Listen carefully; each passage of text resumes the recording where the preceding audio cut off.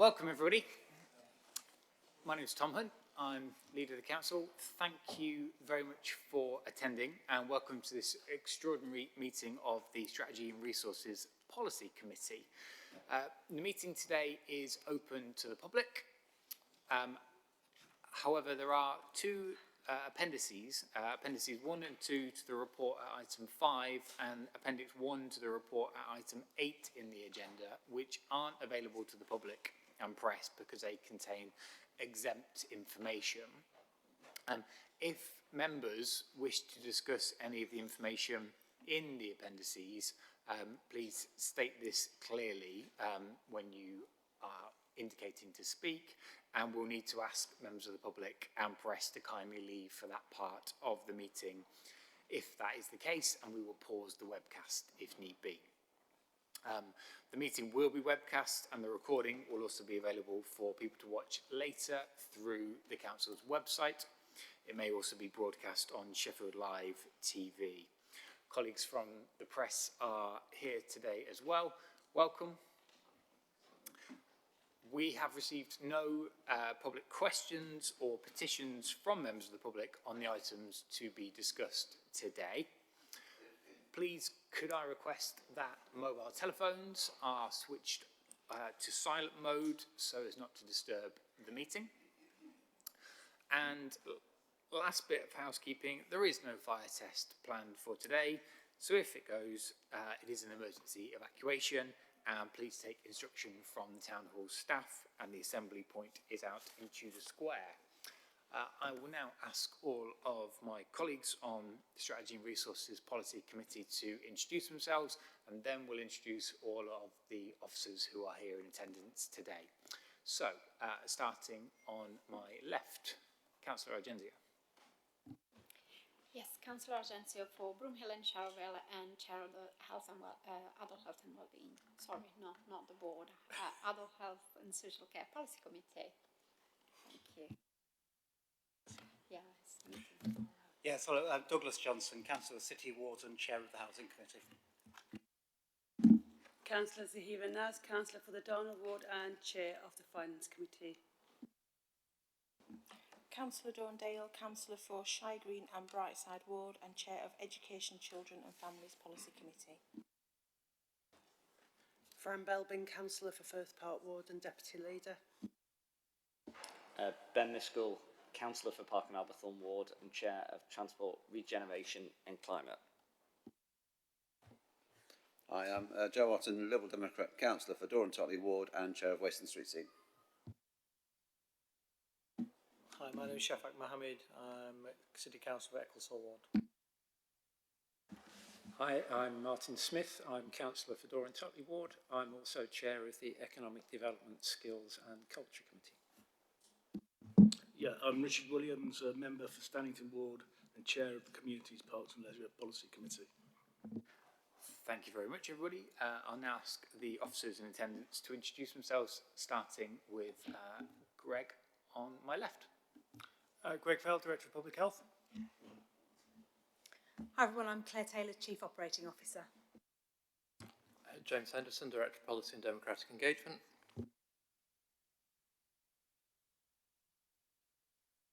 Kate Josephs, Chief Executive. Good afternoon, Robert Parkin, Assistant Director for Legal and Deputy Monitoring Officer. Craig Rogerson, Democratic Services.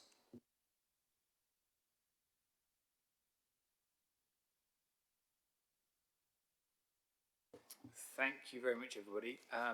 Craig, I believe we have no apologies for absence. That's right, Chair. Thank you. And then item 2, just to reiterate what I said earlier on about exclusion of the public and press.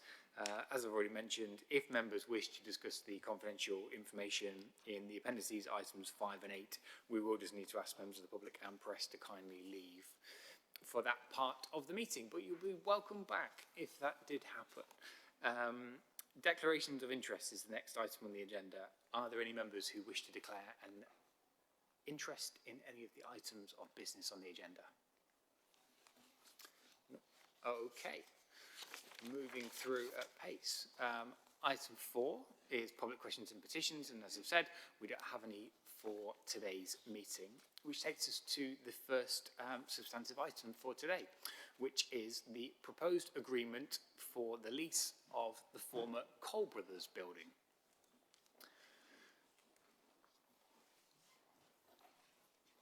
I'll just let colleagues take their seats.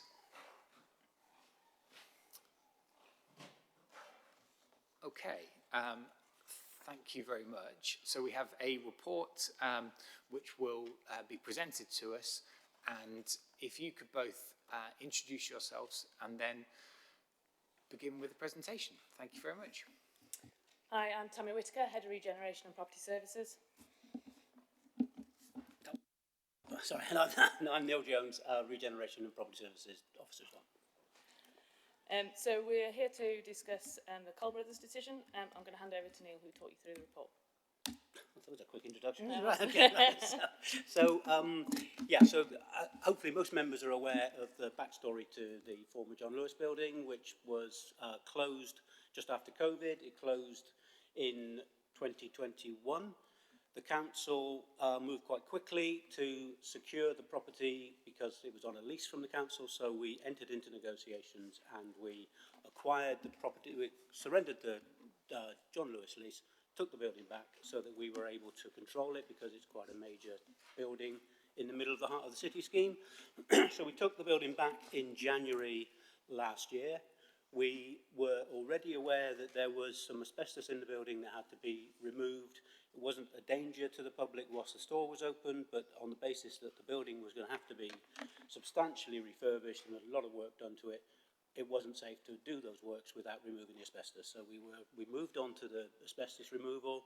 We appointed external agents, CBRE, to market the property with ourselves involved in the marketing, produced a planning document, which was helped to steer the bidders, went out to market in around May of last year. In the middle of the marketing in August, the building was listed. It wasn't unexpected, but it obviously threw some curveballs into the process. And so we had about 18 expressions of interest. Quite a few people did drop out, but not everybody dropped out. Since that time, we were then working closely with the respective bidders who remained interested, even despite the listing. We've had some very good engagement with Historic England. They've been very helpful, working with they met all of the main bidders who were looking at their schemes, saying what is potentially acceptable, what's more difficult. And at the end of this process, we have done a full scoring matrix. We had a best and final offers at the end of March, scored the bids between ourselves and working with CBRE. And then we've been, since that time, the election slightly got in the way in terms of timescales in order to bring a decision back. But so this has really been the earliest date that we could actually bring a decision back to this committee. So the report talks through of the bids that we received. They were all strong bids, but there was one which was stronger than the others for a variety of reasons, both in terms of the price that they were offering, the nature of the scheme. It was the most complementary to everything else we're doing in the Heart of the City scheme and everything that we're doing around it. And equally, it was the scheme which, from a planning point of view and the listing point of view, is the most straightforward to actually get it through planning. And the developers who we are recommending should be the preferred bidder have got a lot of experience of this sort of building. They've done very many similar. They've got 1 million square feet of commercial floor space which they own and manage themselves at the present time. So they're very well experienced. The scheme itself is very exciting. There are some there's a description in the report, but there's also some slides of the proposals which we're just putting up on the screen. So that's obviously external view looking out from above the City Hall. And as I say, what they're doing is keeping all of the existing facades, keeping the car park, there's a slide in a second of that, and then they're also adding a lightweight extension on the roof above the store and opening up the roof above the existing car park. So this is just a view from the front, so that doesn't look an awful lot different from how it looks. This is a view looking again from the other side, from the more or less from the Women of Steel, looking across Barker's Pool, showing the new opening up of the entrances. That's a view from the back, which, as I say, they're retaining the car park and they're keeping a limited number of spaces purely for the tenants of the workspace. It won't be a public car park, it's spaces for the tenants. So it's being reduced to currently around 400 spaces in that car park, and it'll be reduced down to well below 100, which will be for, as I say, occupiers of the building. But then the rest of the existing car park, they are converting into workspace, studio space, potential gym. They're looking at the detail of exactly how you could put a open space on the roof that would be accessible to the public. It would have to be closed in the evenings. This won't be really feasible to have it open 24/7, but it will be open during the day and early evening. This is a view, so that's looking down Cambridge Street from Barker's Pool. So the store there on the left, this is showing some external dining terraces coming out onto Cambridge Street. The detail isn't really shown on the other side of the road, but effectively that's Wetherspoons, Bethel Chapel, Leah's Yard, the food court. So all of this is going to be complementary to the things which are going on around it. That's a view of currently the loading bay, that they're doing quite an interesting idea where they're going to make that loading bay the entrance into the car park, into the entrance into the offices. So it'll be a really very unusual looking entrance for an office building. And again, there's bits of this which will be open to the public, and then there's more. We haven't got an image of it, but there are because of the nature of the Coles building, there are huge basements. People, obviously, unless you work there, you wouldn't know the size of the basements. There are enormous basements underneath it, so they're looking at how they can convert those as well. And again, that's a view of the other corner. So again, keeping the car park, a new bar at what was the entrance into the kitchenware department of John Lewis as was. And then that's a view of the inside so it's mainly food and drink around the outside, retail on the inside. The image is a little bit too small to see it, but that's retaining the escalators which go down to the lower ground floor, which was part of the listing.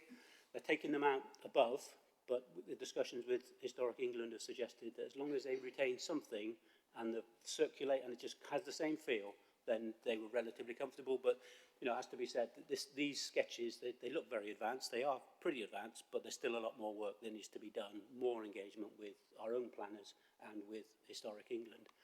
I think that was the last of the slides. So there's obviously, by retaining the building and retaining the structure, there are a lot of environmental benefits to this. There's a lot of embodied carbon that's being retained. It's much quicker in terms of doing this scheme in this way. There's much less damage to the surrounding area. So we've got people living next door to that car park now. It means that there'll be disruption, but there won't be the same level of noise and dust as if that car park was to be demolished. And equally, obviously, we've got the new hotel, which will be open next year, which again, it minimises the disruption to that. So I think we just talk in the report about some of the other submissions, just in very headline terms, some of the other submissions. As I said at the beginning, all of these people are very serious developers. We're keen to work with all of them. There are other things we think we can work with them on in the city centre. So we are, through CBRE, we're already in touch with the other bidders. They're disappointed, but they accept that it's been a fair process. So we will be finding other things that we hopefully we can work with them on. And then, as Councillor Hunt said, there's a confidential annex to this report which has got the sort of financial details of the proposal. So I'll leave it there, if that's okay, and just answer any questions that people have. Thank you very much indeed, Neil. I've seen Councillor Johnson indicate, and I've got Councillor Outturn. So we'll start with Councillor Johnson. Yes, it's not actually a question. I don't know if Joe's got the question first. Otherwise, I've just got 3 points I want to make, if that's okay. So, yeah, 3 points. It's in my ward, of course, but of course it's the most central part of the city. And I was going to say I very much welcome this development. I was going to say it's the worst thing if a building is just empty to be derelict. It may not be the worst thing, there could always be something worse, but that would be a really bad outcome for the city. There's a really credible proposal here. And I just want to say that it's really glad that we've actually got a total of 5 credible proposals that show what can be done with a building like this. So that's really encouraging for the future of the city centre. In particular, from the point of view of residents of the city centre, welcome the fact that we've got a little more open public space there on the top of the building. That will be really welcome because that was purely used as a car park before, so this is going to open up to a much wider range of people. And secondly, I think we really welcome the idea that there could be lots of independent businesses in there in some way. We know that John Lewis, after many years of being frankly pandered to by the council, turned its back on the city. I think we've got a much safer bet now with having a range of businesses that are going to be committed to the city and will, frankly, for the council, will spread our risk a lot better. So we're looking forward to this coming on. The timescale is actually reasonably quick for big developments like this. So that's also really pleasing. Downside is only on the car parking. It's actually very pleasing to know that the car park will physically be there, but will not be a car park except for the last part. I've had some reassurance on this already. I think we'd want to make sure that the proposal doesn't conflict with the transport vision of a city that we have in place. There obviously is a need for servicing by vehicles of the different businesses that will need there. That will need vehicular access. Hopefully not along the current line, but on a reopened, revitalised route in. And I think we need that. We need it for access for disabled people where that's appropriate. What we do want to see in the proposal when it's brought forward in detail is to make sure there's really no expectation that there will be car parking space for pure commuters going to work. That really shouldn't be happening in such a flagship project in the city. And then finally, I just want to say it's actually really pleasing to see a listed building, now it is a listed building, becoming a centre point for regeneration. There was a fear, wasn't there, that when the building was listed it would turn off all developers, and it hasn't been the case. It has proved that we've got 5 or possibly 6 credible proposals that could work with a listed building. That's actually really encouraging and sets a really clear statement as to the value of heritage assets. And not everyone will agree about whether the building should have been listed, but the fact is it is listed, and that's a development opportunity. So on all those fronts, I kind of welcome the proposal. Look forward to seeing the more detail as it comes forward. Thank you. And thanks for the work. And really important point, I know a lot of work's gone into this, so big thanks to all the people who've been involved, because this is the sort of thing where it would have been easy to cut corners, and the quality is really, really important on a flagship project like this. Thank you. Thank you, Councillor Johnson. Councillor Otton and then Councillor Miskell. Thank you, Chair. Thank you.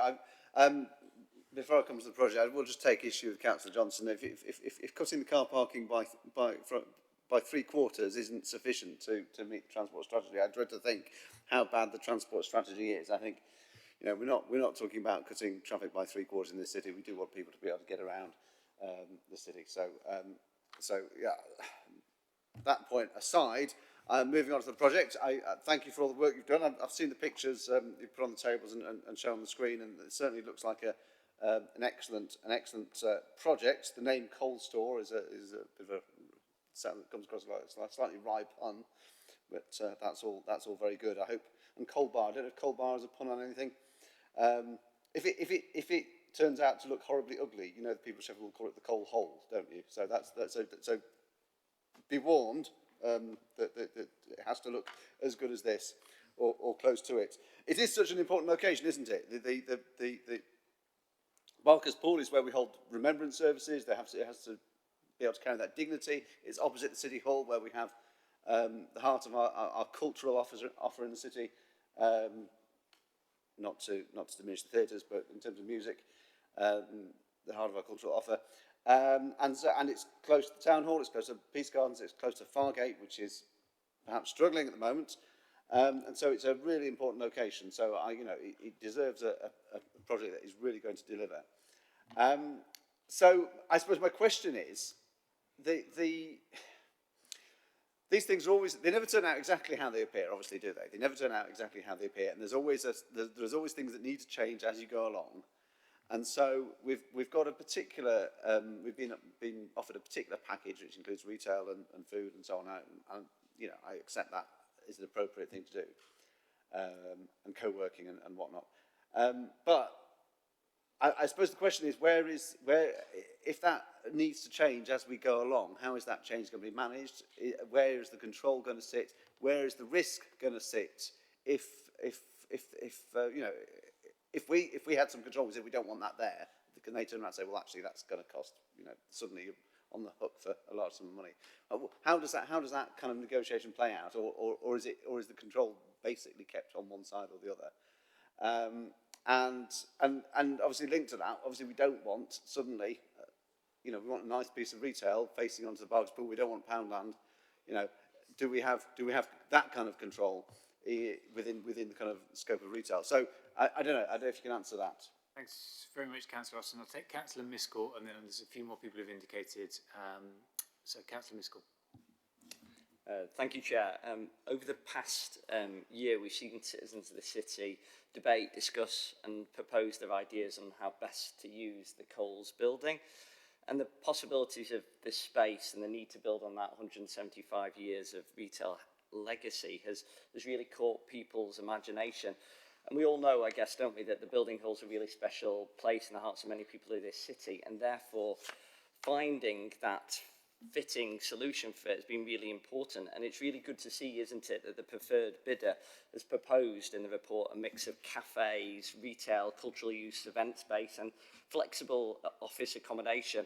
I'm also particularly excited to see that there'll be a pocket park on the roof open to the public in the day and the evening, making our city centre an even more vibrant place. And the 18 expressions of interest shown for this building, as outlined by officers, shows the level of interest and possibility in the space.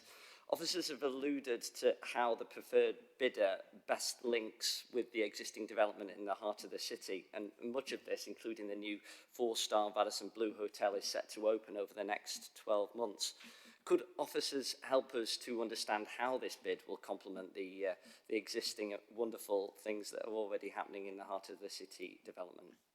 Thank you very much, Councillor Miskell. Do you want to come back on those three, and then there's a few more people who've indicated. So just for people's benefit, I've got Councillor Mohammed, Councillor Smith, Councillor Dale. Is there anyone else who would like to speak? Councillor Williams. Okay. Okay, if I start just by talking about the detail, really, if you like, of the bid, I think that you've alluded to, Councillor Otten. So essentially, this is the first stage. And the next stage is very much about getting into that detail about exactly what the mix will be, exactly how it will stack up, exactly how it will work. And what we propose to do is bring back a further paper to this committee that sets out the detail of the nature of how the agreement will work between the City Council and the proposed developer. There'll be a period of negotiation to come up with that, but the intention is that that agreement will set out the control mechanism for dealing with those changes and for dealing with what the end product is. Clearly, with all of these things, as you recognise, major project, things will change and things will flex, but that's a period of negotiation, and we will bring back any major changes through this committee.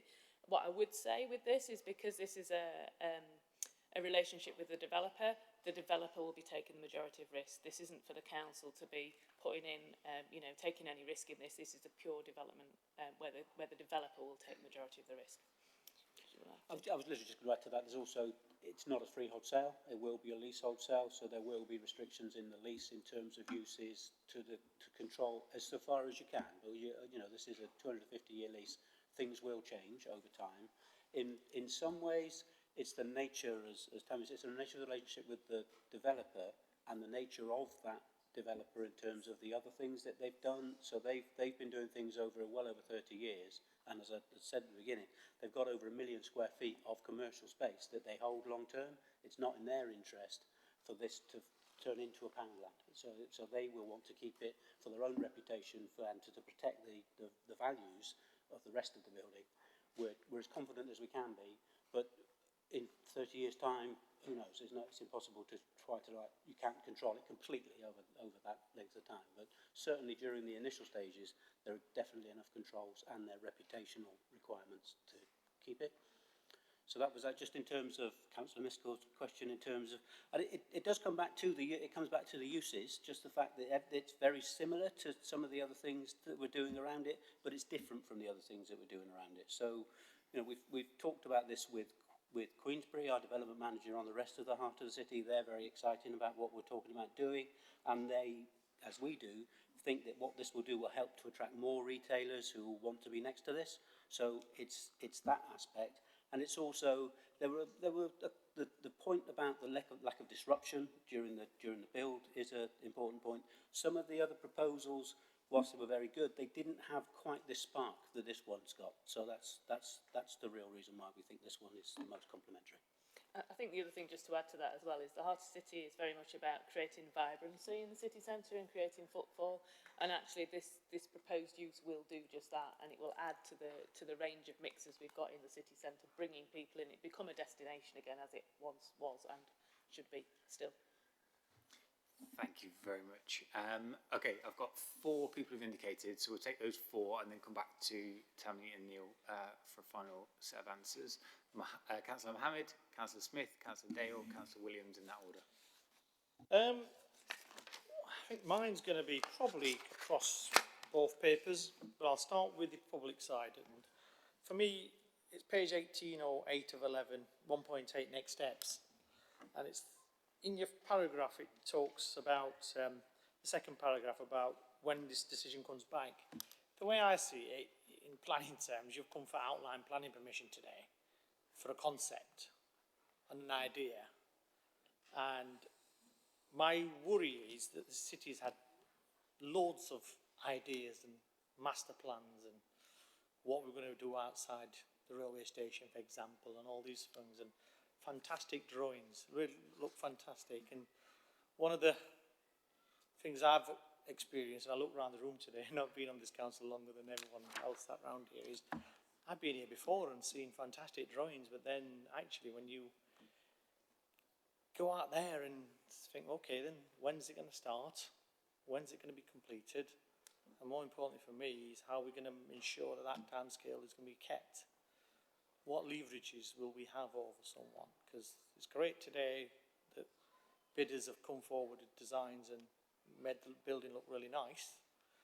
But I'm sure I can pull drawings out, if I've got them in my attic, from the last 20 years of things that look, you know, bells, whistles and balloons that I remember. But how are we going to hold, you know, when, you know, if in 5 years' time, will I be shopping in there or not? Can I hold you to account? Yeah. So, in terms of how, sorry. It's all right, let me take some of the questions. Okay, fine. Well, I hope you come back to that one. Yeah, Councillor Smith. No. Sorry, I thought you finished. No. And then obviously, Chair, I will want to come back, and I apologise to the press and public, on page 26, on section 5 of the clause section. I'll not say any more than that. And then the final bit for me, Chair, and it goes back to actually this thing about teeth, real teeth, in the sense that you've said today that the car park will be cut to 25%, and Councillor Johnson's really happy about it. But can we hold them to that number? Will we have any teeth if they come back and say, actually, sorry, Councillor Johnson, I need 50% of the car park? What will we do? Thank you, Chair. Thank you. I'm going to take the rest of the questions and then come back if there are further points you want to make. Before I do, just so I know, are there any points that people want to raise from the confidential annex in your questions? No? Okay, then we'll take these 3 and then we'll come back to your points. Councillor Smith. Thank you, Chair, and thanks, guys, for a presentation and all the work. I had a briefing on this at the Regeneration Board, so I know how much work's gone into this, so it is much appreciated. So I've got a couple of questions, and they're intended in the spirit of constructive challenge, because that's the job. it's an exciting design, but it's a mixed-use building. And if I look around the city centre and the Heart of the City 2 project, there are lots of other mixed-use buildings. So could you give us some more background on why you're so confident that another mixed-use building, you know, that there's a need for it? You touched on the feedback from Queensbury. So I was in that presentation a couple of weeks ago when Queensbury was sharing the potential pipeline of people that wanted leases. So have they been involved in the process? So so my question was, are we involving them? Can we get that other feedback on another mixed-use building? Sorry if that ended up as a bit of a ramble, but constructive challenge. Thank you very much, Councillor Smith. Councillor Dale. Thank you, Chair. As part of the negotiations, what reassurances will the people of Sheffield have that local companies and the citizens of Sheffield will be employed as part of this redevelopment, including construction workers, suppliers and apprentices? Thank you. Thank you. Councillor Williams. Thank you, Chair. Yeah, you mentioned, well, firstly, thank you for the report. Very comprehensive and clearly an awful lot of work has gone into it. You mentioned in your opening remarks about the status of the listed building. Have there been any further discussions with Historic England about how they're going to be involved as this process goes through? And are they likely to be positive? I mean, is the relationship with Historic England positive? And I have another question about, it's about the length of the lease. It's in the public section, is that okay to talk about? Yes, it's in the public okay. report, yeah. It seems a long time, and I'm a businessman, so I understand why, but in the scale of short to long leases, where does it sit? Because 250 years seems a long time. Thank you. Do you want to come back on those points? Do you want to... Apologies. So I'm just going back in the order I wrote them down. So in terms of Historic England involvement, they've been very positive in all of the discussions we've had. We will keep their statutory consultee, so we will be continuing to meet with them, with the developers as we go through. So yeah, there was, I think it was a controversial decision in some cases for it to be listed, but they were unable. There were sound conservation reasons why it was listed, and they're now being as flexible as they possibly can, so they have been very helpful. In terms of the lease length, for a building of this size and scale and the amount of investment that they will need to put in to do it in the first place, and then to retain, because it will need further works during the term of the lease, that's a very standard lease term. That's the sort of leases that we grant these days, so there's nothing unusual in that. Do you want me to pick up some of the other points? Oh, yeah. On the mixed, I think there was a question about mixed-use buildings. So I think around mixed-use buildings, as city centres are changing, very much buildings need to be flexible and to have a range of users, because that helps their sustainability and viability. So yes, that's kind of a standard approach now in regeneration, is that you have a mix of users, because it helps to, if you've got upper ground office workers or residential, it helps to support ground floor active frontage users. And so for me, having a mix of users in that building not only helps its viability, but it also means that you're getting, the public into that building. We could have done a proposal that was full office, for example, or full residential, or full something else, which wouldn't have had that public interface then with the building, and the ability for the general public of Sheffield to access the building. So this brings in a range of different uses, but it also means that the public can still engage with that building directly.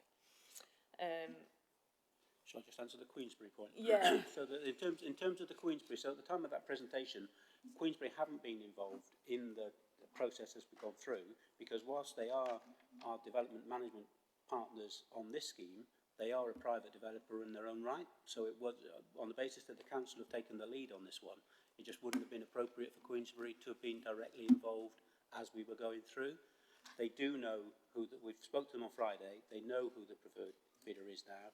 They're very, very comfortable with it. There were some of the other, from reading the report, there were some of the other proposals that they would have been less comfortable with, but they're fully behind it. So there's no issues with Queensbury. If I pick up the point around next steps, I think, which you raised. So essentially, this is the first stage, as I outlined previously, in a negotiation period. I would say that it's not really akin to outline planning. People have put a lot of work into developing these proposals. But before they commit significant resource, they needed to have some confidence that they were going to be the people that took forward the bid. So the next stage is very much about the detailed negotiation about how they bring this forward. In terms of programme, they submitted a programme as part of their bid, and we've looked at that in detail, and actually this is the quickest programme that comes forward. We've done a bit of due diligence on that to test whether that's realistic, and we believe it is. And actually the next stage of negotiation will now start to tie down those timescales and to tie down exactly what will be delivered, and there will be clear milestones and clauses, if you like, in the contract that's negotiated that sets out how we will hold these people to account to make sure they deliver what they've set out that they're going to deliver. Just on this car park numbers point, it'll be a combination. Because it's a lease, we can control it through the lease not to let them have more spaces, and equally from the planning point of view, they wouldn't get permission to reopen the rest of it as a car park from a planning point of view. And then on the local employment, so there are council policies through planning in terms of the construction. So we will be liaising with our colleagues to make sure that those policies are fully implemented. They have got a good relationship with other local businesses in terms of what they might be proposing to do in the city. To be perfectly honest, it's very difficult to contractually bind people to employ local people. It's really quite tricky. We'll do everything we can, but to actually have a contractual commitment in a lease is without looking at our legal friend. I mean, when I used to work in Hackney, it was illegal to do it, so we weren't able to do it. So it's something that we would do so far as we possibly can, but there are legal limits on how far you can force it. Thank you very much. Right, as Councillor Mohammed has indicated, he's got a question which relates to the closed annex. So we will need to go into closed session for the next period. And I suggest if you want to pick that point up in that. I think the point I had about the public section was that it says in the next steps one, reasonably practical for further decision, and what I was trying to get out of Tammy and Neil was, are we expected to have a report this year? And if so, the latter end of this year, December? Hopefully November? before that, I would November, hope. December. November, December time, yeah. Very much so, it will be this year. We want to keep pace on Great. this. Yeah. It's an important building. Thank you. It just wasn't clear in the report. Okay. Thank you very much. Okay, we will now need to move into closed session. So if members of the public and press could take through, Craig's going to... Wrong button. There we go. Still new at this. Right. Thank you, everybody, for your patience there. So we're now back in public session, and the meeting is being webcast once again. Having had members have had a chance now to ask questions, make comments on the report, we have a number of recommendations in front of us today and some decisions for this committee to take. The recommendations are that this committee notes the outcome of the marketing exercise conducted by CBRE on behalf of the council and notes the outline of the preferred bid as set out in the report, endorses proceeding with proposed scheme option 1 as set out in parts 1 and 2 of the report with a conditional agreement of the 250-year lease of the Cole Brothers building, notes that when further discussions are better particularised the lease terms, a further report will be brought to this committee as soon as is reasonably practical for a further decision, and notes that as well as the preferred bid, the council received a number of other credible bids and thanks all bidders for their interest and endorses discussing alternative opportunities within the city which they may be interested in pursuing, and we would very much hope that that will take place. Okay, so recommendations before us. Do we have approval for those recommendations? A unanimous decision. Thank you very much, everybody.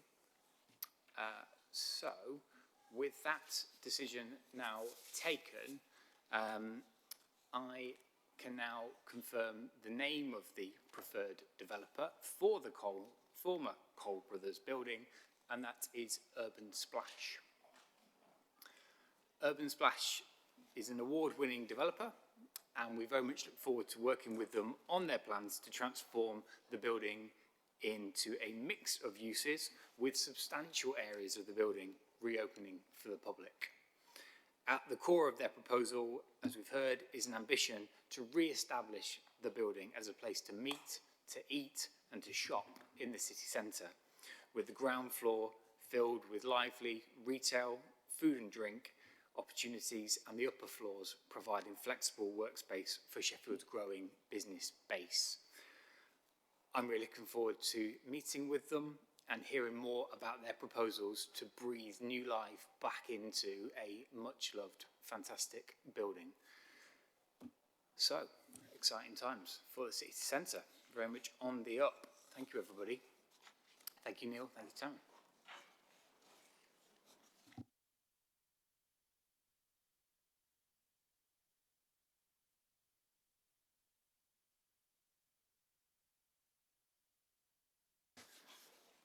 So, the next item on our agenda today is a review of policy committee work programmes. A little less exciting, but no less significant.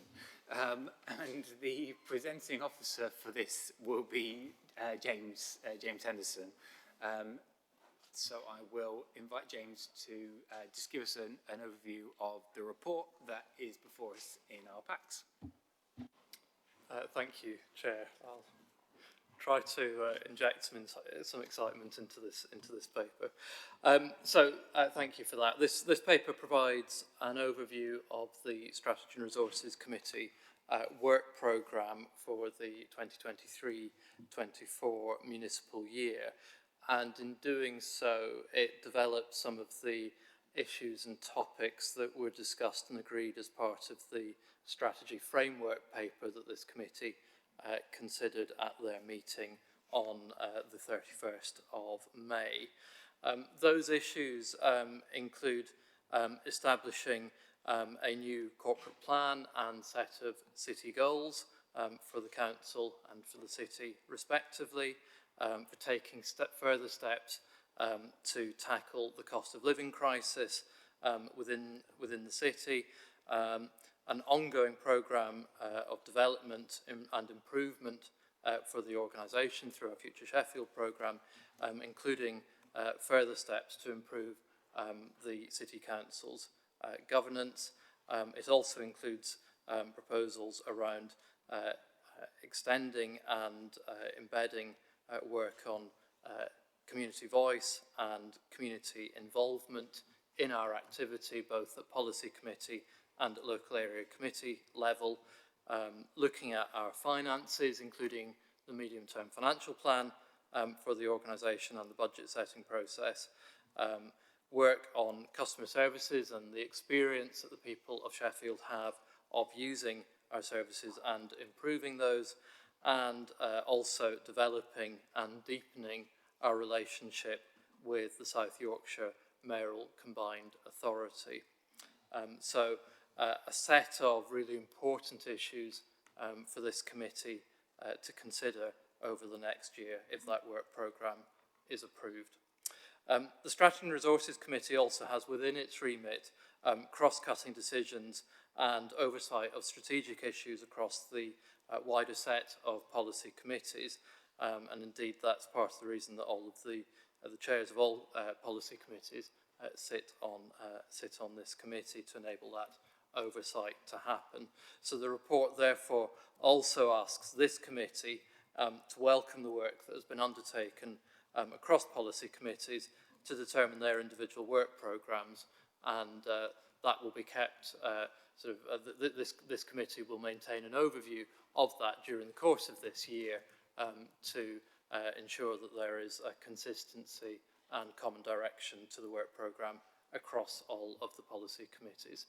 So that's all I want to say. Thank you, Chair. Thank you very much, James. So we've got, I see Councillor Agenzi would like to speak on this. Councillor Austin, I'll take those two first.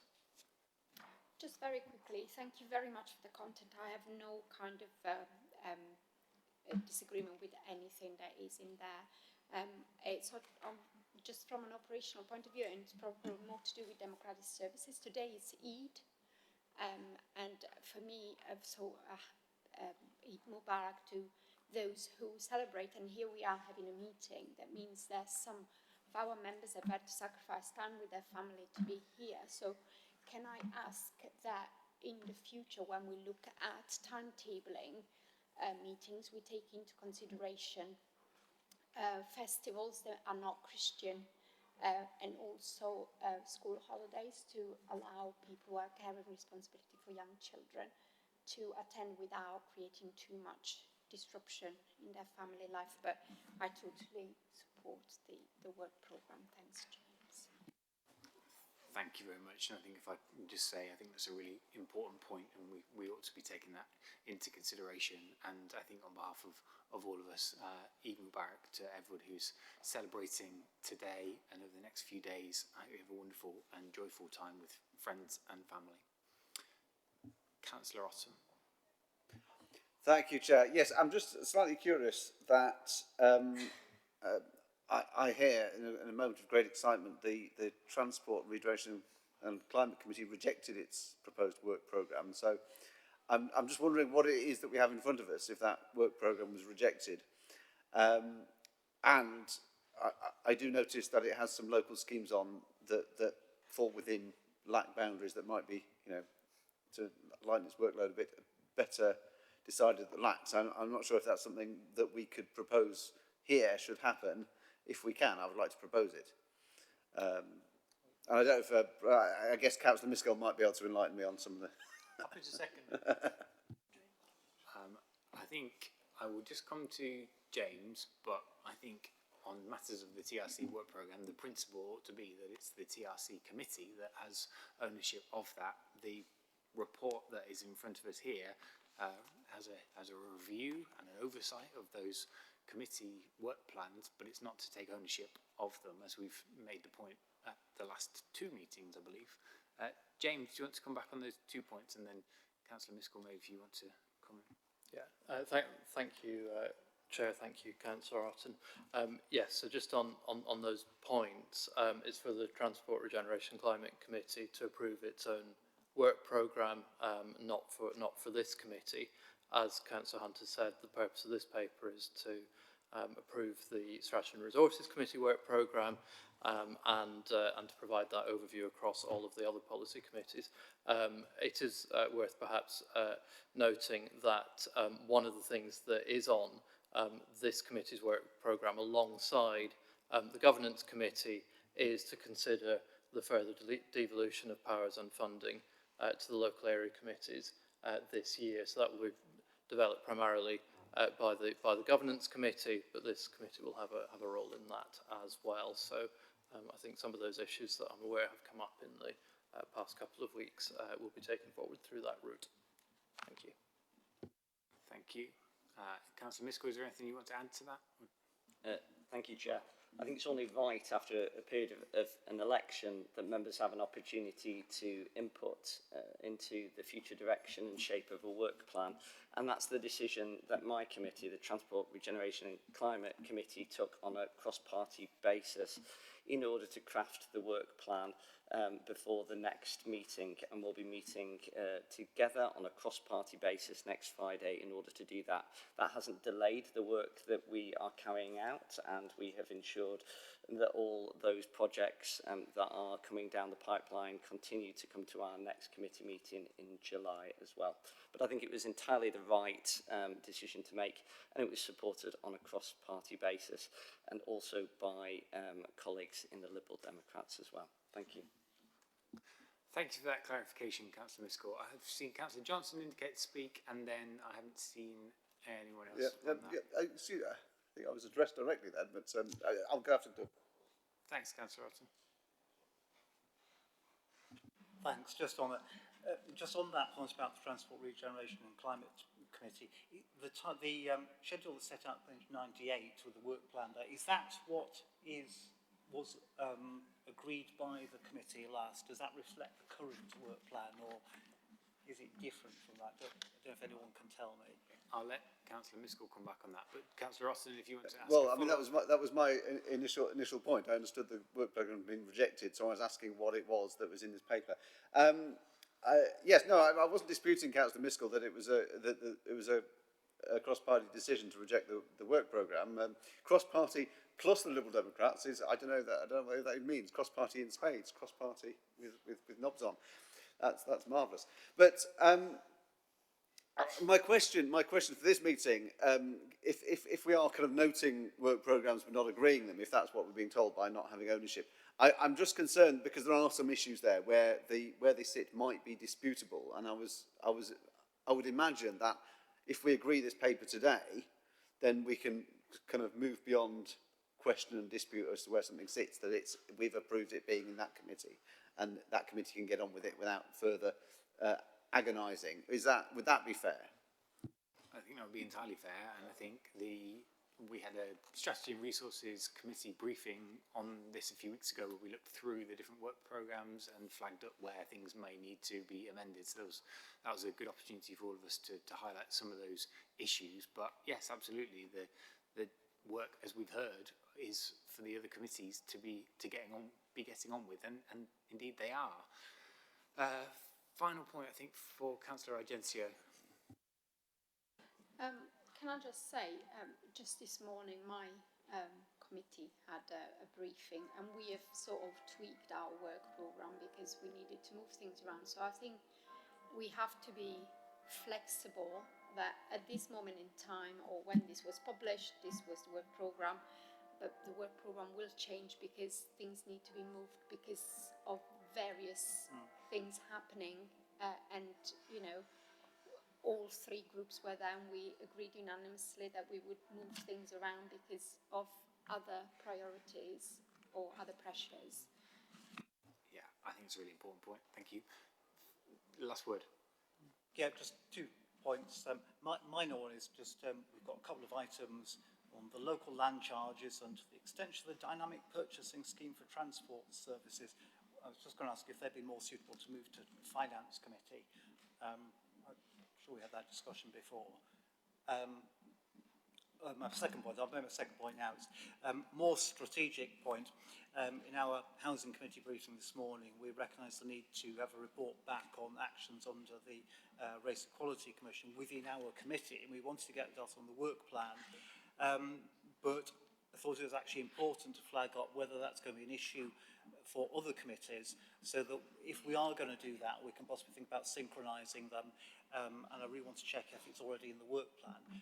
Possibly don't need to deal with that today, but I just wonder if someone could take it away, and I'm actually looking at James here. James, do you want to come back? Yes, thank you. Thanks, Councillor Johnson. So there is a report that is being prepared at the moment on the Council's work that's underway following the agreement of the Council's response to the recommendations of the Race Equality Commission. That report will be going to the Strategic Equalities and Inclusion Board shortly, and I will come back to you about sort of how we ensure that fits with the committees.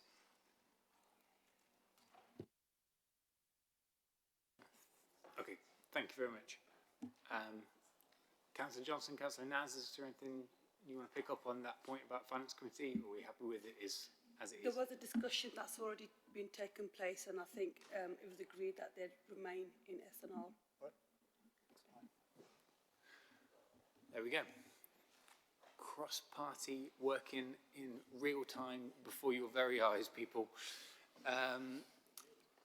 Okay, is there any, I see no other comments.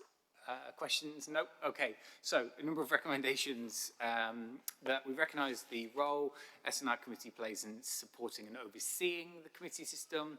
We welcome the work that all policy committees have undertaken to date on developing work programmes for the year ahead. And that we discuss and agree the current draft of the S&R Committee work plan based on the strategic framework for 2023-24 as agreed at the meeting that we held on the 31st of May. Are we all agreed with those recommendations? Well, thank you very much. I see no dissent, so they are unanimously agreed. Thank you very much to James and to everyone who's been involved in preparing the report. Okay, moving on then to item number 7, which is the 2022-23 financial outturn. And for colleagues who are, well, you're all on other policy committees, you will be familiar with the report which has been shared with other policy committees before it has come to us. So, Jane, thank you very much for joining us. If you could introduce yourself and then give us an overview of the report. Thank you. Thank you, Chair. I'm Jane Wilby, Head of Accounting. So the purpose of the report is to bring the committee up to date with the Council's General Fund outturn position for 22-23 and also the Strategy and Resources Committee budgets as well in a little bit further detail. So this full paper was taken to the Finance Committee on the 13th of June and each of the policy committee chairs will have seen a version of this for each of their committees. So you will have seen me on tour throughout June. This is the last one of the tour, which is nice.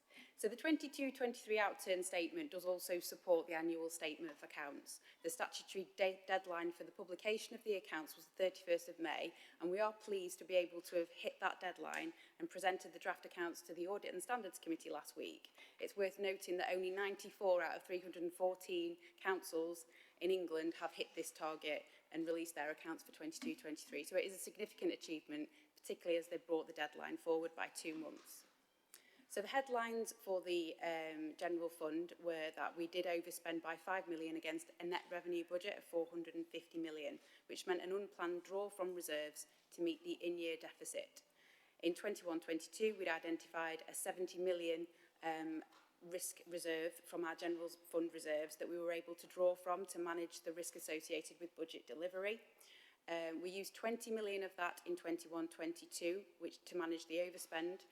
We used 15 million to balance the budgets for 22-23, and now we've drawn a further 5 million to manage the overspend. So as we move into 23-24, we have 30 million remaining. So the main reasons for the overspends were the shortfalls in the budget implementation plans. Of the 53 million target that we had in place for the year, we were showing 19.5 not delivered. We did have some one-off mitigations in year of 6.5 million that offset some of those delivery challenges and the inflationary impact that we saw in 22-23. The paper reflects on how different committee budgets changed throughout the year and the impact that we saw as a result of the swings in energy prices, which we saw over 100% energy increases across the council and an additional 5 million in our energy bills in year, which we covered from drawing down from provisions that we'd accounted for in previous periods. The main committee overspends were in adult social care, 5.7 million. The challenges in the committee budgets were really around the expensive packages of care that we've been trying to review post-COVID, and that committee budget did improve by 6 million, mainly due to additional funding we received from the ICB. So colleagues in finance have been working in partnership with health to make sure that we were maximising the use of that funding. It will be really challenging next year with the legacy of the slippage going forward into next year on top of the savings plans that they have in place. In children's, there was a 5.8 million overspend. That was to do with issues in the residential children's strategy. We've also had issues with transport costs and with placements. The housing revenue account overspent by 12 million. There was a big investment in housing repairs and maintenance in the year to address the backlog and disrepair claims, coupled with rent loss from vacant properties. The closing position did also recognise a shortfall in our housing benefit subsidy recovery. This is around our temporary and supported accommodation, where we were unable to fully recover the subsidy from DWP. The Housing Committee has requested further detail on this issue, and that will be reported in September. The Strategy and Resources Committee budgets then. So we closed at a 3 million underspend, which was a 4.5 million improvement from the start of the year. The challenges really were about the business improvement plans. There was a lot of operating model changes that needed to be delivered. We've had issues in legal and governance, HR, policy, IT, business change. And again, I think the Future Sheffield programme works to re-baseline a lot of these staffing budgets and address some of the issues that we've had in delivering some of these savings challenges. In property, we've had an issue around our electric works rental. So we've fallen short by 400,000 this year in 22-23, and early indications are that we've got a similar risk carrying forward into next year around occupancy, given the loss of some key tenants in that building. The upsides really have been around, we've had additional business rate levy surplus, our share from government that came in. We also had some interest income on our investments was favourable. When we set our budget for the Treasury Management Strategy back in 21, it was prior to the start of the war in the Ukraine. So the expectations for the bank rate were nowhere near like what we achieved towards the end of the year. We also had some slippage in the capital programme that impacted the capital financing requirement forecast, which is also included in the strategy and resources budgets. So overall, 5 million overspend is by no means a comfortable position to be in, but certainly moved in the right direction from where we started. The previous 2 years have drawn from council reserves to deliver the budget, and delivering the budget saving targets delivery stands at around 65%. We've got 48 million to deliver of savings targets this year, and if our track record of non-delivery continues, we will miss that target by around 20 million, which just cannot happen. The Performance and Delivery Board has set up a subgroup this year, which is chaired by the Director of Finance and Commercial Services, with the objective to maintain the pressure and the delivery momentum on our savings packages. So to reiterate, this is a finance report, and the recommendation is for the committee to note the financial position. Services should respond to the issues identified within the management actions to provide the committees with further information. The next time the committee will receive an update will be September with the 23-24 quarter one results. Thank you. Thank you very much, Jane. Do we have any questions? I've seen Councillor Johnson. Thank you, yeah. £5 million sounds like a lot of money, but I just want to emphasise that it's really not when you compare it to the scale of what we were trying to deal with a year ago.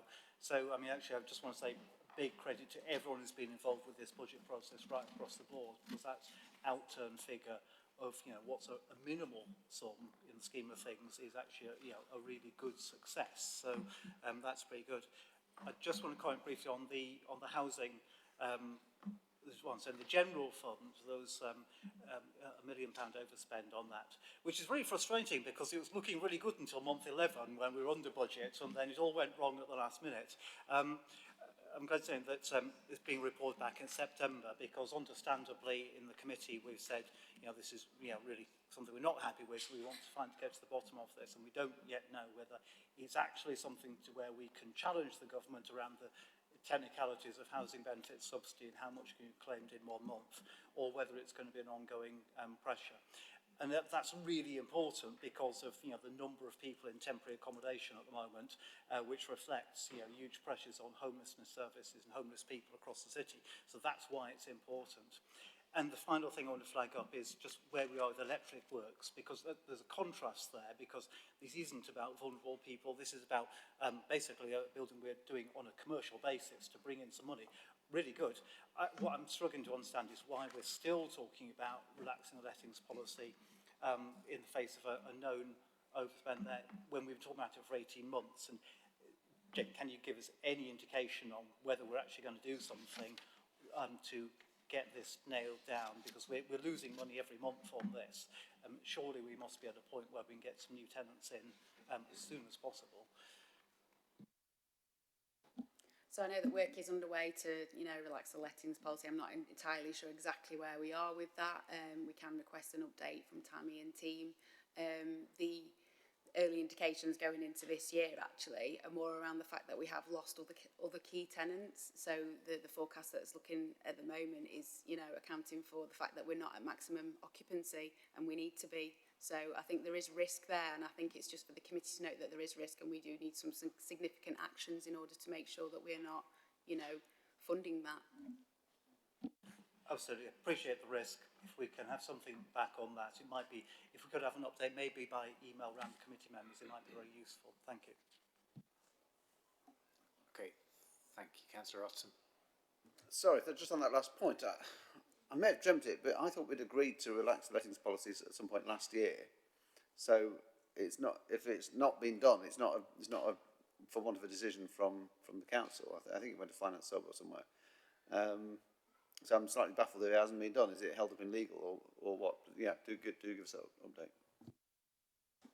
I'm not sure that it's not been done. I think it's just the impact that you know, of relaxing the policy and sort of actually, you know, attracting further tenants into the property.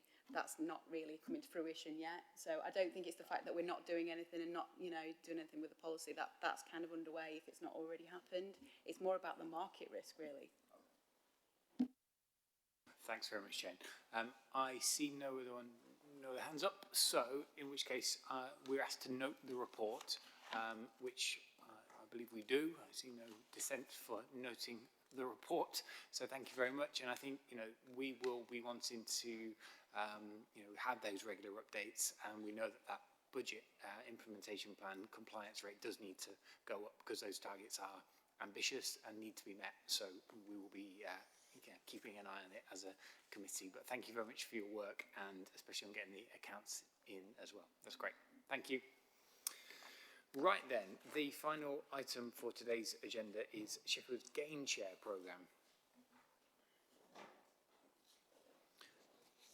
And I will just remind colleagues that there is a confidential annex for this item as well. So if you do want to make reference to that later on, please clearly state it so that we can move to a closed session if that is required.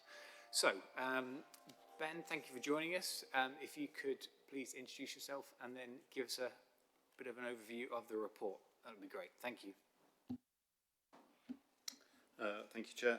Ben Morley, Head of Programmes and Accountable Body in City Futures. Hopefully this paper is as exciting as the first. Maybe not as exciting as the second. So, very briefly, this paper, this report sets out an approach to delivering a programme of strategic projects, most of which you're already aware of, utilising Gainshare funding. In particular, it identifies a means of accelerating delivery to bring forward the benefits those projects deliver for the city, and also reducing some of the financial risks in delivering projects, particularly at this time of high inflation. Just as a bit of background, you'll be aware that South Yorkshire entered a devolution deal in 2020, and as part of that, Gainshare funding was awarded to South Yorkshire, which provides £30 million per year over a 30-year period. Importantly, that funding's provided on an annual basis and in 5-year tranches. So whilst the £900 million is available, it's not guaranteed from day one, and we have to go through a process to access each 5-year allocation. And that funding is there to deliver the strategic economic plan of South Yorkshire, so very fundamentally sort of creating a stronger, fairer and greener economy, which is the principles which underline the strategic plan for the region. Gainshare so far has been delivered in three phases through the combined authority. The initial phase is very much addressing COVID pandemic and also releasing 20 million for some place-based capital schemes. A second phase released a further 26 million towards place-based schemes, and we're now in the delivery phase. And I'll just point out under item 1.3 a slight error. It should say in March 2022 the Combined Authority Board rather than the City Futures Programme Board approved a slightly different approach to Gainshare, wherein it allocated funding to local authorities and to a combined authority going forward based on a population allocation and an adjustment to account for the combined authority, which means from Sheffield's perspective, we have access to 6 million capital and 4 million revenue on an annual basis going forward from 24-25, and then for the remainder of the 25 years of the Gainshare programme thereafter. The current position we find ourselves is in respect of capital. We have 8.6 million from that 26 million which is allocated in that second round of activity. And then the final year of capital allocation of 6 million takes us up to £14.5 million worth of capital, and the first allocation of revenue in 24-25 means we have £4 million of revenue available going forward. With the 14.6 million, we've been working with colleagues across City Futures to identify the key strategic projects which we want to take forward. And they cover a range of activity from public realm improvements, culture and leisure infrastructure, transport infrastructure, innovation, inward investment, the full list of which is in the appendix. And Gainshare funding is required to deliver those projects and deal with inflationary pressures of an existing programme of activity. All those projects put forward have been assessed by the directors of City Futures against some key criteria, strategic fit, what those projects would deliver, and there's a full list of those further on in the report, deliverability and additionality. All but one of those projects was identified as actually having a real need for Gainshare, but as you'll see, the overall request is 35 million, which well exceeds our current 14.6 million available.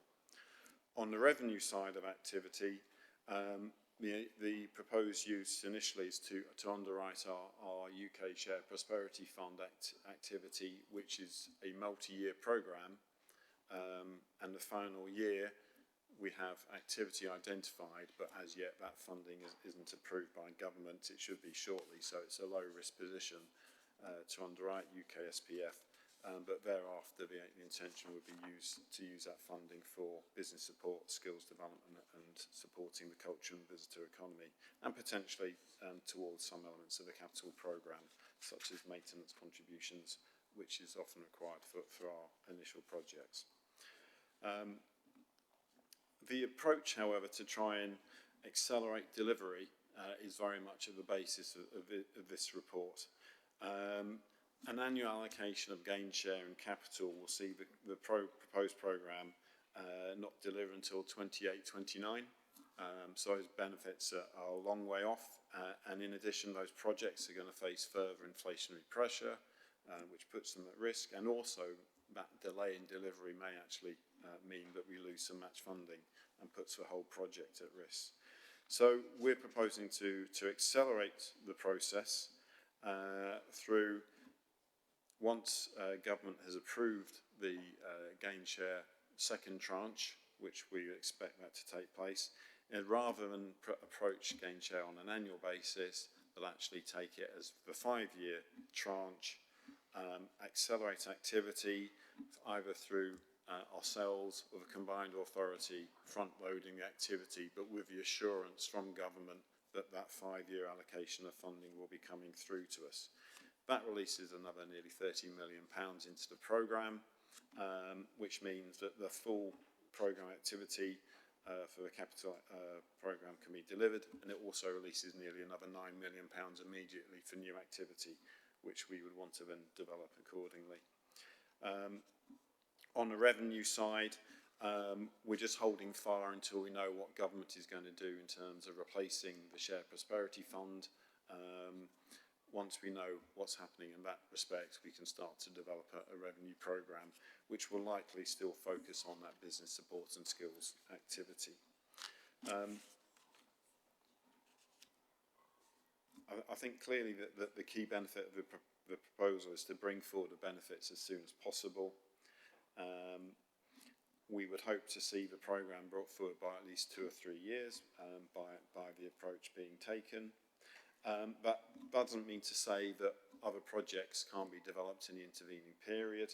So we will be looking forward to other funding which may become available. It's not just about Gainshare, so things like a further round of levelling up might be coming forward, so we will continue to develop activity. We'll also take account of other projects as they come out of a city investment plan and city goals, which will create a bit of a strategy going forward beyond this list of projects. We've also identified in terms of governance 2 things really to note. Firstly, that any project which is going to be delivered by the council will go through its normal approval process. This proposal doesn't usurp that process itself in terms of actual approval of individual projects. And also, we're suggesting that oversight of the programme is undertaken by the Economic Development and Skills Policy Committee in consultation with other key committees, particularly TRC, in respect of the capital programme. The report highlights some of the benefits, as I say, in section 2.3.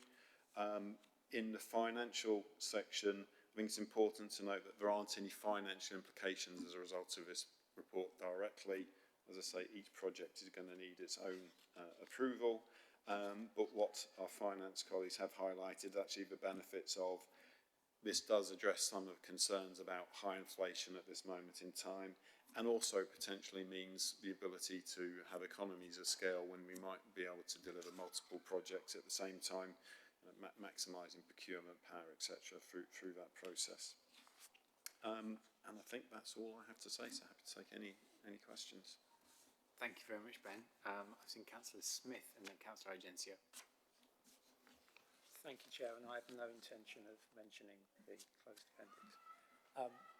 Thanks for the presentation and the paper, Ben. I know we've spoken about this before, there's a lot of work gone into this. My questions are around governance. So for the benefit of colleagues, that's section 1.22 and 1.23 at the bottom of page 120.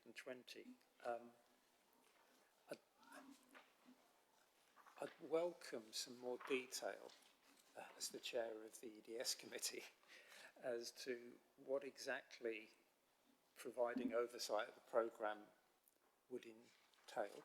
I hopefully speak for the rest of the committee, say we're up for that, but it would be great to get more clarity on it.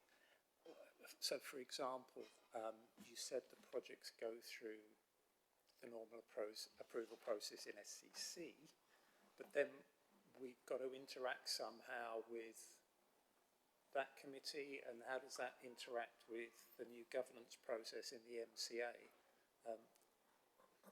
Not expecting that level of detail now, but if you could provide that in writing or a supplementary, I think that would be really helpful. Sure.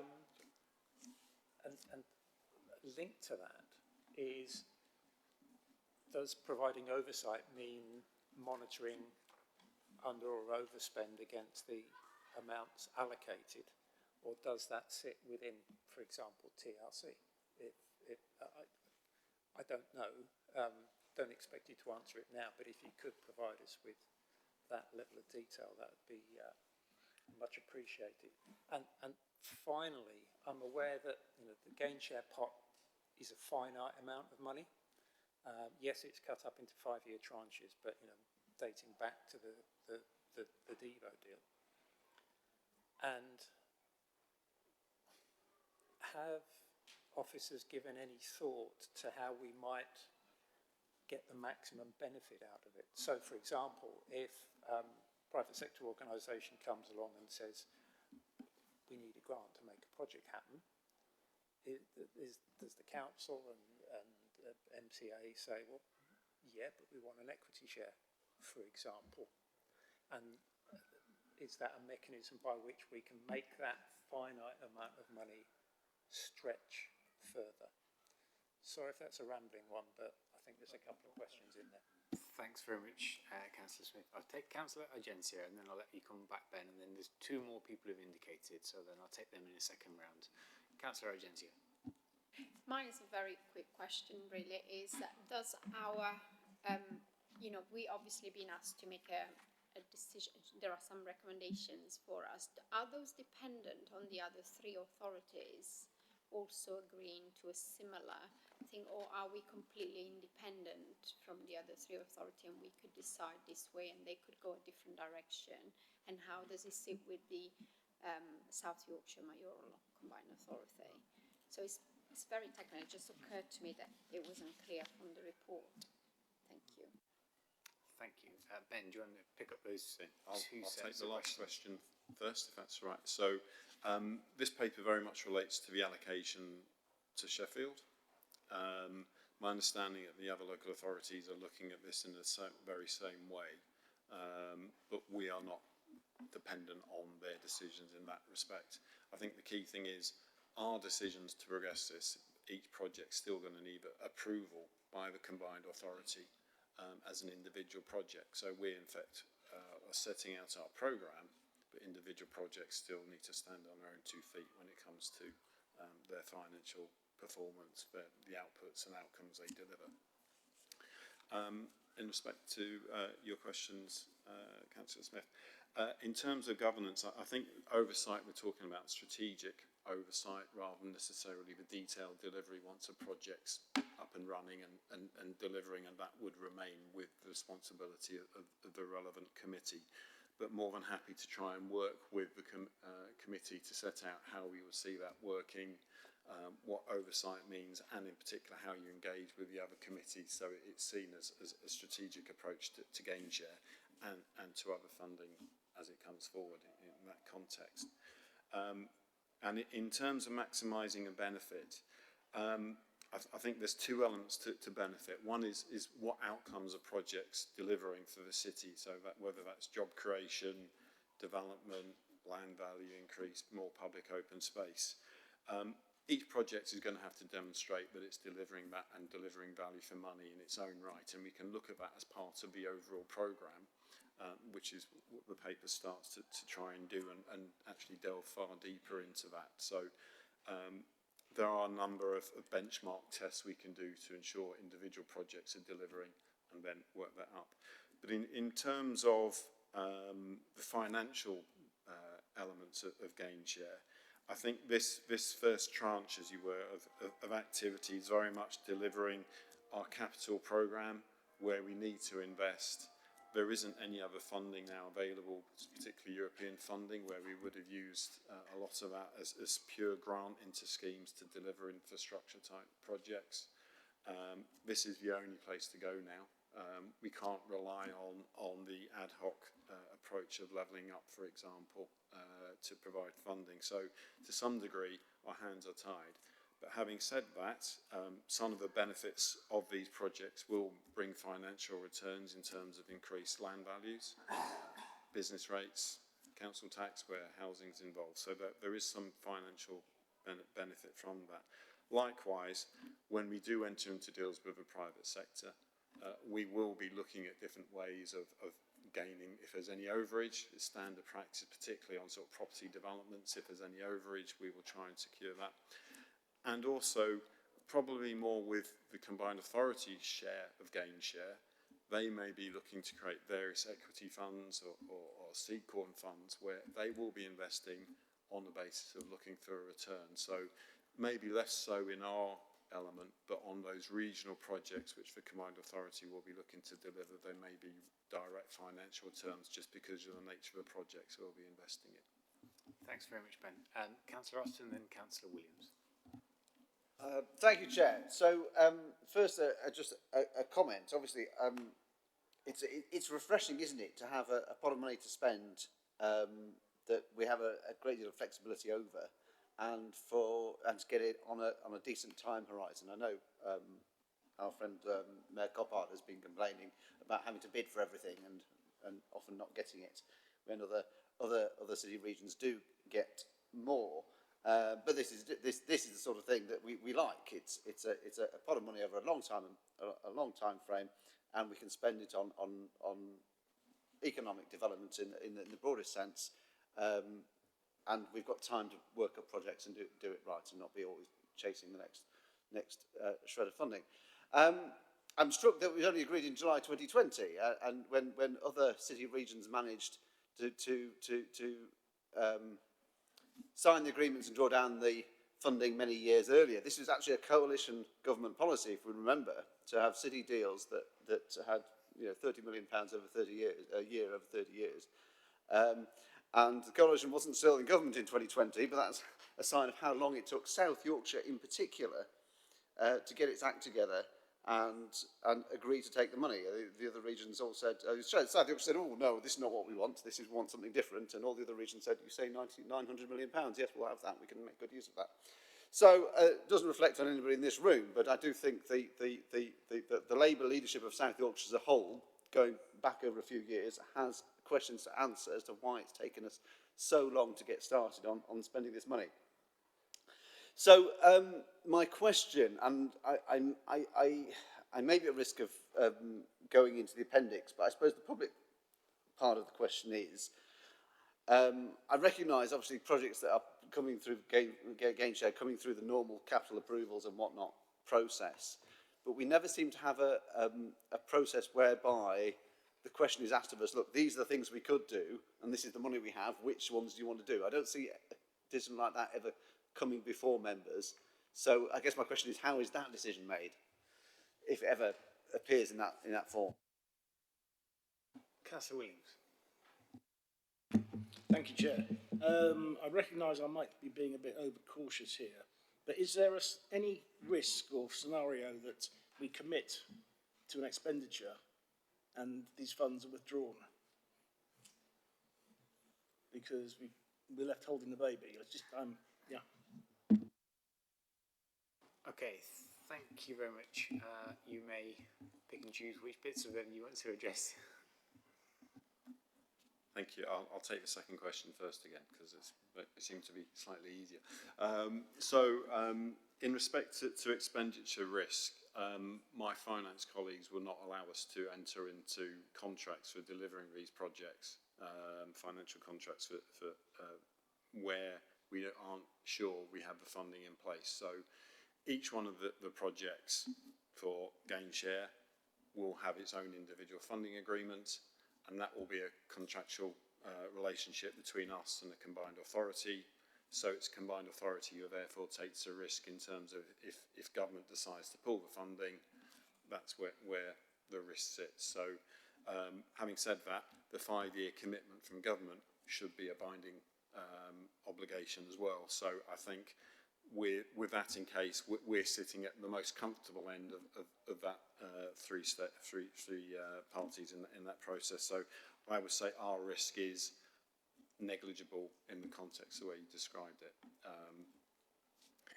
So Councillor Otter, your question.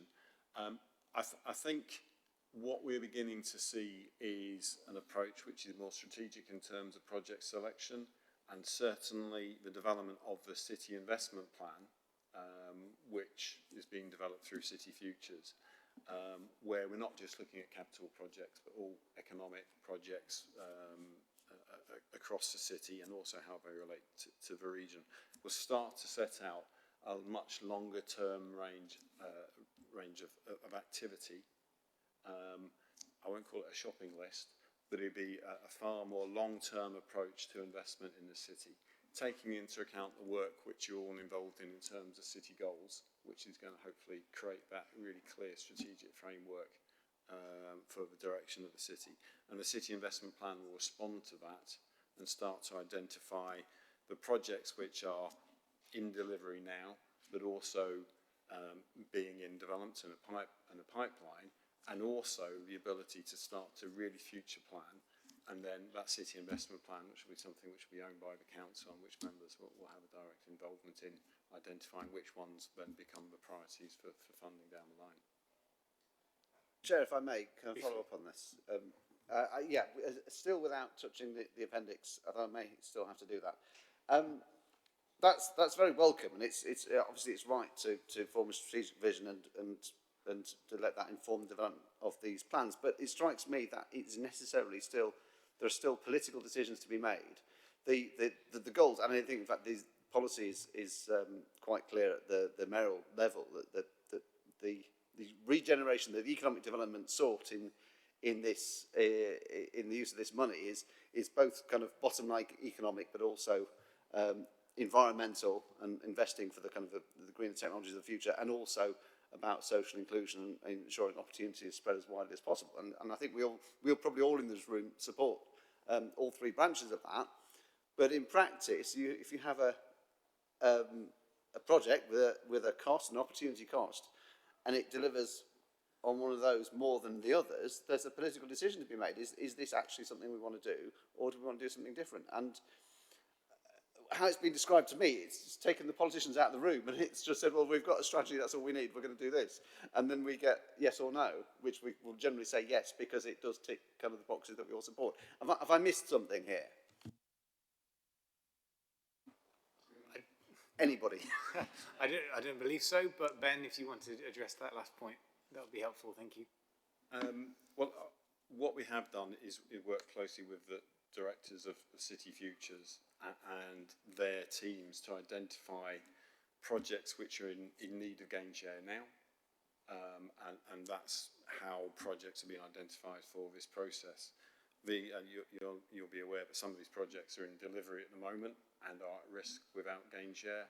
Some of the other projects are being identified for quite some time and have been assessed in terms of against the Green Book analysis which Treasury uses in terms of, as I say, sort of deliverability, strategic fit, value for money, additionality at a high level.